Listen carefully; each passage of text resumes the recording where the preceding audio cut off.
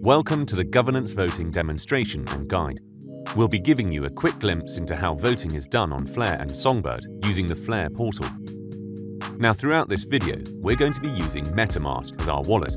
However, any wallet supporting Flare and Songbird can be used in conjunction with the Flare portal. The first thing you'll see when you open up the portal to the voting app is your current votes and then a list of proposals. Press Connect on the top right corner and select the wallet account where you have wrapped FLR on the start date for voting. Now that your wallet is connected, you will see how many votes you can cast under your current votes. How is this calculated? Simply put, your vote power, or number of votes, is roughly equal to the number of your wrapped token balance. If you're voting on Flare, you must hold wrapped FLR, while on Songbird, you must hold wrapped SGB. Now, there's another tab called Account, which we'll briefly look at. You can see how many native tokens and wrapped tokens you hold, as well as your delegations in the FTSO system. Additionally, you're also able to wrap, unwrap, and transfer your tokens, as well as manage your FTSO delegations. So before you can participate in governance voting, ensure you have wrapped tokens. So let's do that now. I'm just going to quickly demonstrate wrapping tokens. I have 1,000 native tokens which can be wrapped, and I'm going to wrap 500 of them to leave some balance in my account.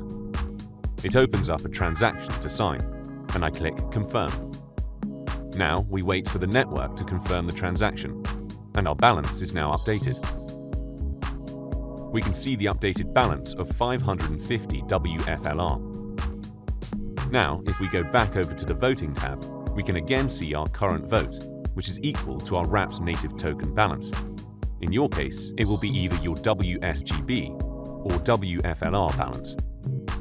We can also see now that it's actually updated to the balance with the new wrapped tokens just added. Underneath this, you'll also see an option to transfer votes. This allows you to give votes to another account to vote on your behalf.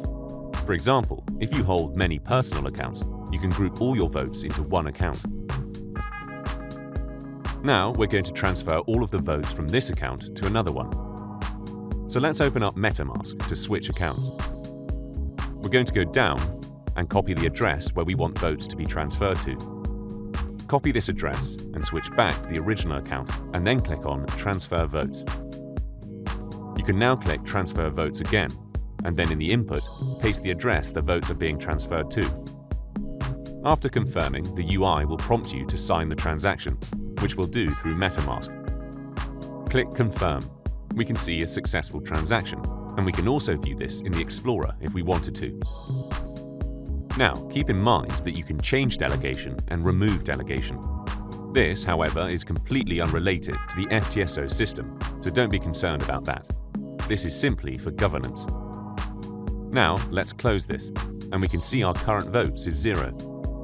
If we switch back over to the account that we just transferred the votes to, we can now see that the vote count has increased. We now have additional votes to utilize in governance. Now remember this number, because when we go into the proposal below, there will be an important distinction that we need to be aware of. So let's open up this proposal, which is currently active. That means we can actually participate in it. Click on it, and it's going to open it up. So let's have a quick overview. We can see that voting starts on the 18th of November at 12 in your local time zone and ends on the 24th of November at 12 in your local time zone. Again, we can also refresh this data. If we want to refresh the proposal, we can also click on Proposal Description, which takes us to the GitHub repository, where the actual content of this proposal is hosted, which will be in the Flare Foundation GitHub repository. Then we can go to Technical Information, which will drop down some data. So there are a few pieces of information here, but the most notable one is the vote calculation block, which is going to be important for when we look at our vote in the details below. We have the proposal contract, which will just take us to the contract on the Blockchain Explorer, and then the proposal ID, which is generated when this proposal was created. We also have the proposal creator, so this is the address that created or proposed the current proposal. So if you go down to Vote in Details, Here is the vote calculation time, and this is related to the vote power calculation block here. So this vote calculation block has a timestamp, and this timestamp is correlated to this vote calculation time. Now this is important because you can see here we have no votes available, even though we just transferred votes to this account. So why aren't those transferred votes available here? Well, that's because we only just transferred them, and the vote calculation time was on the 18th of November at 12 p.m. in the current time zone, meaning we must have had wrap tokens at this point in time to be able to utilize for voting in this particular proposal. So therefore, the transferred votes we just made previously are not available to be used in this proposal right now. Now before we cast our vote, let's have a quick look at the votes and results below. So what we can tell from here is that the proposal is active and we can currently vote on it. Now, without going into all types of voting available, this voting proposal that we're looking at will pass only if all of the following criteria is met. The majority condition is needed, which means more than 50% of all votes cast are in support of the proposal. The proposal we're looking at currently has a majority condition at 85.88%, which means it will pass.